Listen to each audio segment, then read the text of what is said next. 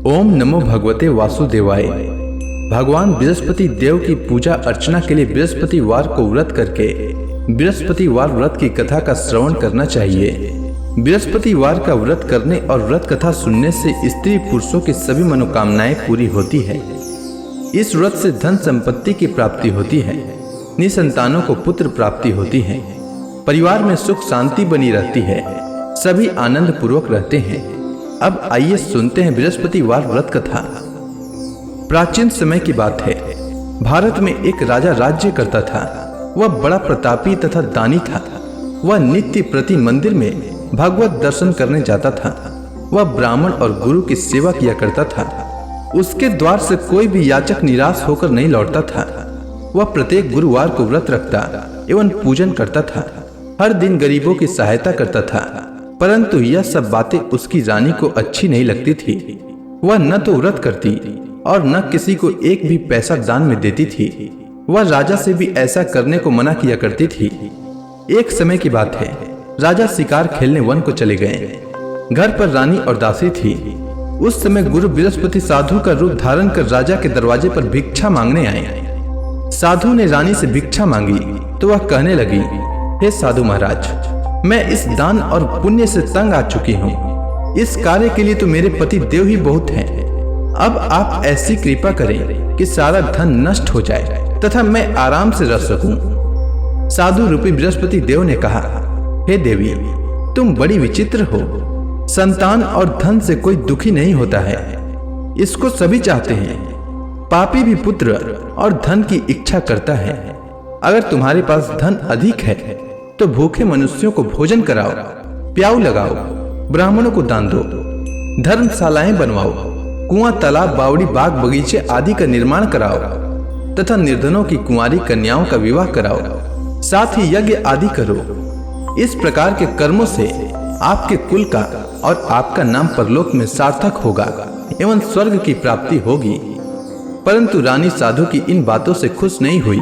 उसने कहा, हे साधु महाराज, मुझे ऐसे धन की आवश्यकता नहीं जिसको मैं अन्य लोगों को दान दूं तथा जिसको रखने और संभालने में ही मेरा सारा समय नष्ट हो जाए।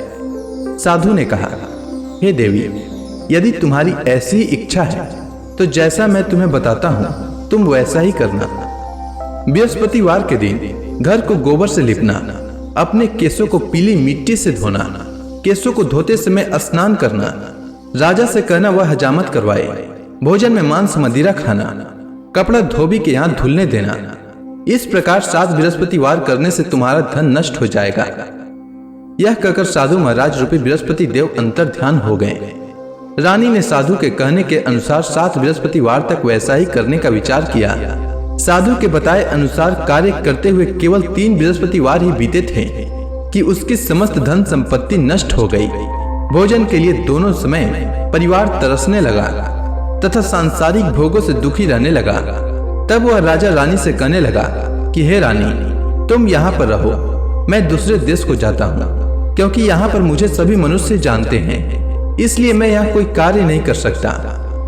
मैं अब परदेश जा रहा हूँ, वहाँ कोई काम धंधा करूंगा, शायद हमारे भाग्य बदल जाए। ऐसा कहकर राजा परदेश चला गया। वह वहाँ जंगल से लकड़ी काट कर लाता और शहर में बेचता। इस तरह जीवन व्यतीत करने लगा। इधर राजा के बिना रानी और दासियां दुखी रहने लगी। किसी दिन भोजन मिलता और किसी दिन जल पीकर ही रह जाती। एक समय रानी और दासियों को 7 दिन बिना भोजन के व्यतीत करना पड़ा। तो रानी ने अपने दासी से कहा, हे दासी, यहाँ पास के ही नगर में मेरी बहन रहती है, वह बड़ी धनवान है, तू उसके पास जा और वहां से 5 सेर बेझर मांग कर ले आ, जिससे कुछ समय के लिए गुजर हो जाए। दासी रानी की बहन के पास गई।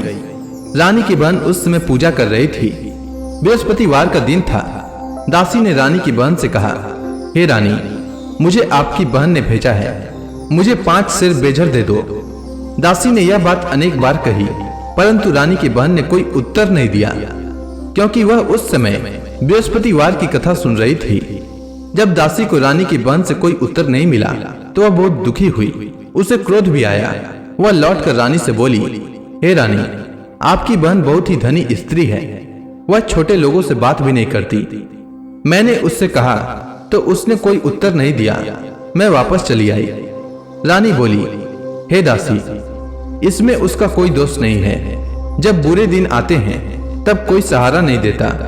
अच्छे बुरे का पता विपत्ति में ही लगता है। जो ईश्वर की इच्छा होगी वही होगा। यह सब हमारे भाग्य का दोष है। उधर रानी की बहन ने सोचा कि मेरी बहन की दासी आई थी, परंतु मैं उससे नहीं बोली। इससे वह बहुत दुखी हुई होगी।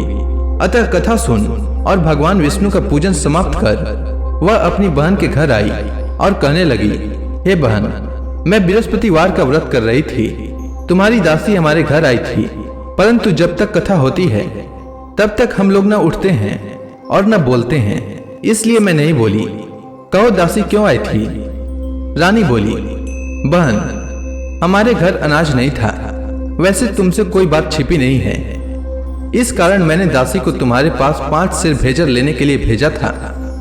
रानी की बहन बोली, बहन देखो, बृहस्पति भगवान सबकी मनोकामना पूर्ण करते हैं। देखो, शायद तुम्हारे घर में अनाज रखा हो। यह सुनकर दासी घर के अंदर गई तो वहां उसे एक घड़ा बेझर का भरा मिल गया। उसे बड़ी हैरानी हुई क्योंकि उसने एक एक बर्तन देख लिया था। उसने बाहर आकर रानी को बताया। दासी अपनी रानी से कहने लगी, हे रानी, देखो, वैसे हमको जब अन्न नहीं मिलता तो हम रोज ही व्रत करते हैं। अगर इनसे व्रत की विधि और कथा पूछ ली जाए तो उसे हम भी किया करेंगे। दासी के कहने पर रानी ने अपनी बहन से बृहस्पतिवार व्रत के बारे में पूछा। उसकी बहन ने बताया, हे रानी बहन, बृहस्पतिवार को सूर्योदय से पूर्व उठकर स्नान करके बृहस्पतिवार का व्रत करना चाहिए, लेकिन उस दिन सिर नहीं धोना चाहिए। बृहस्पतिवार के व्रत में चने की दाल और मुनक्का से विष्णु भगवान का केले के वृक्ष की जड़ में पूजन करें तथा दीपक जलाएं। उस दिन एक ही समय भोजन करें। भोजन पीले खाद्य पदार्थ का करें तथा कथा सुने। इस प्रकार करने से गुरु भगवान प्रसन्न होते हैं, अन्न पुत्र धन देते हैं, मनोकामना पूर्ण करते हैं। व्रत और पूजन की विधि बताकर रानी की बहन अपने घर लौट गई। रानी और दासी दोनों ने निश्चय किया कि बृहस्पति देव भगवान का पूजन जरूर करेंगे। 7 दिन बाद जब बृहस्पतिवार आया तो उन्होंने व्रत रखा। घुड़साल में जाकर चना और गुड़ बीन लाई तथा उसी दाल से केले की जड़ तथा विष्णु भगवान का पूजन किया। अब भोजन पीला कहाँ से आए? दोनों बड़ी दुखी हुई, परंतु उन्होंने व्रत किया था, इस कारण बृहस्पति देव भगवान प्रसन्न थे। एक साधारण व्यक्ति के रूप में वे 2 थालों में सुंदर पीला भोजन लेकर आए और दासी को देकर बोले, हे दासी, यह भोजन तुम्हारे और रानी के लिए है, तुम दोनों करना। दासी भोजन पाकर बड़ी प्रसन्न हुई और रानी से बोली, रानी जी, भोजन कर लो। रानी को भोजन आने के बारे में कुछ पता नहीं था, इसलिए वह दासी से बोली, जा तू ही भोजन कर, क्योंकि तू हमारी व्यर्थ में हंसी उड़ाती है। दासी बोली, एक व्यक्ति भोजन दे गया है। रानी कहने लगी, वह भोजन तेरे लिए दे गया है, तू ही भोजन कर। दासी ने कहा, वह व्यक्ति हम दोनों के लिए 2 थालों में भोजन दे गया है, इसलिए मैं और आप दोनों ही साथ साथ भोजन करेंगी। दोनों ने गुरु भगवान को नमस्कार कर भोजन प्रारंभ किया। उसके बाद से वे प्रत्येक बृहस्पतिवार को गुरु भगवान का व्रत और पूजन करने लगी। बृहस्पति भगवान की कृपा से उनके पास धन हो गया, परंतु रानी फिर से पहले की ही तरह आलस्य करने लगी। तब दासी बोली, देखो रानी, तुम पहले भी इस प्रकार आलस्य करती थी। तुम्हें धन के रखने में कष्ट होता था, इस कारण सभी धन नष्ट हो गया। अब गुरु भगवान की कृपा से धन मिला है तो फिर तुम्हें आलस्य होता है। बड़ी मुसीबतों के बाद हमने यह धन पाया है, इसलिए हमें दान पुण्य करना चाहिए। तुम भूखे मनुष्यों को भोजन कराओ, प्याऊ लगवाओ, ब्राह्मणों को दान दो, कुआं तालाब बावड़ी आदि का निर्माण कराओ, मंदिर पाठशाला बनवाकर दान दो, कुंवारी कन्याओं का विवाह करवाओ। धन को शुभ कार्यों में खर्च करो, जिससे तुम्हारे कुल का यश बढ़े तथा स्वर्ग प्राप्त हो और पितृ प्रसन्न हो। दासी की बात मानकर रानी ने इसी प्रकार के कर्म करने प्रारंभ किए, जिससे उनका काफी यश फैलने लगा। एक दिन रानी और दासी आपस में विचार करने लगी कि न जाने राजा किस दशा में होंगे, उनकी कोई खोज खबर नहीं है। गुरु भगवान से उन्होंने प्रार्थना की और भगवान ने रात्रि में राजा को स्वप्न में कहा, हे राजा, उठ, तेरी रानी तुझको याद करती है, अब अपने देश को लौट जा। राजा प्रातः काल उठकर जंगल से लकड़ियां काट कर लाने के लिए जंगल की ओर चल पड़ा। जंगल से गुजरते ही वह सोचने लगा, रानी की गलती से उसे कितने दुख भोगने पड़े। राजपाट छोड़कर उसे जंगल में आकर रहना पड़ा। जंगल से लकड़ियां काटकर उन्हें बेचकर गुजारा करना पड़ा। उसी समय उस जंगल में बृहस्पति देव एक साधु का रूप धारण कर आए और राजा के पास आकर बोले, हे लकड़हारे, तुम इस सुनसान जंगल में किस चिंता में बैठे हो, मुझे बतलाओ। यह सुनकर राजा के नेत्रों में जल भर आया और साधु की वंदना कर बोले, हे प्रभु, आप सब कुछ जानने वाले हैं।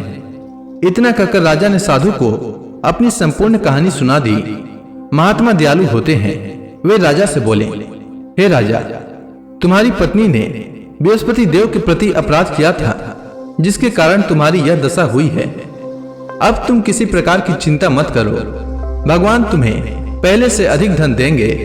देखो, तुम्हारी पत्नी ने बृहस्पतिवार का व्रत प्रारंभ कर दिया है।